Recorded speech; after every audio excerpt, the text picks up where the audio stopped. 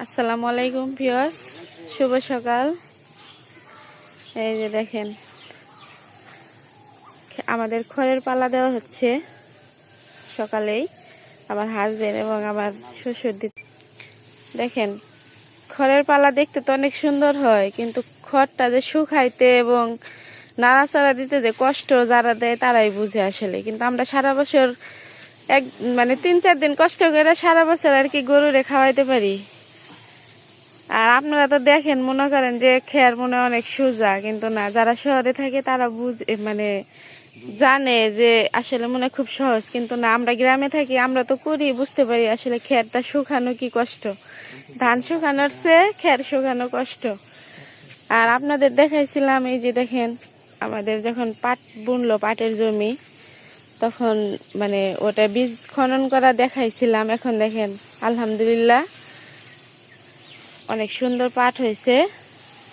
আপনারা সবাই দেখে মাশাআল্লাহ বলবেন। এই যে পাশে লেবু বাগান আছে। আর আমাদের এই ভিডিওটা ভালো লাগলে চ্যানেলটি সাবস্ক্রাইব করবেন।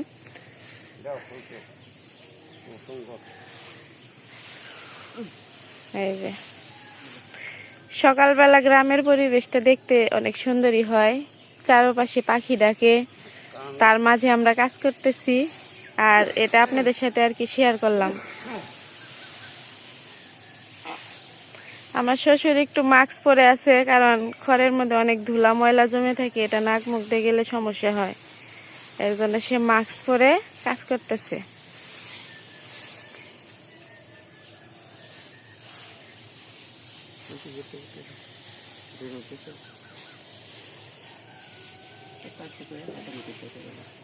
গরমের মধ্যে খড়ের পালা দেওয়া অনেক কষ্ট।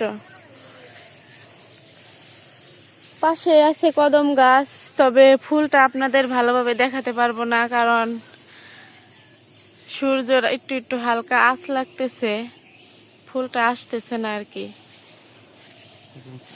কিন্তু কদম ফুলগুলো অনেক সুন্দর ধরছে, কিন্তু দেখানো গেল না, সরি, এটার জন্য দুঃখিত। সবাই ভালো থাকবেন। এই যে দেখেন কিচির মিচির পাখি ডাকতেছে। সবাই ভালো থাকবেন, আমাদের জন্য দোয়া করবেন যেন আমরা আপনাদের কাছে আরো বেশি সুন্দর সুন্দর ভিডিও শেয়ার করতে পারি। আর চ্যানেলটি বেশি বেশি সাবস্ক্রাইব করবেন, লাইক করবেন। আজ এই পর্যন্তই, আলহামদুলিল্লাহ।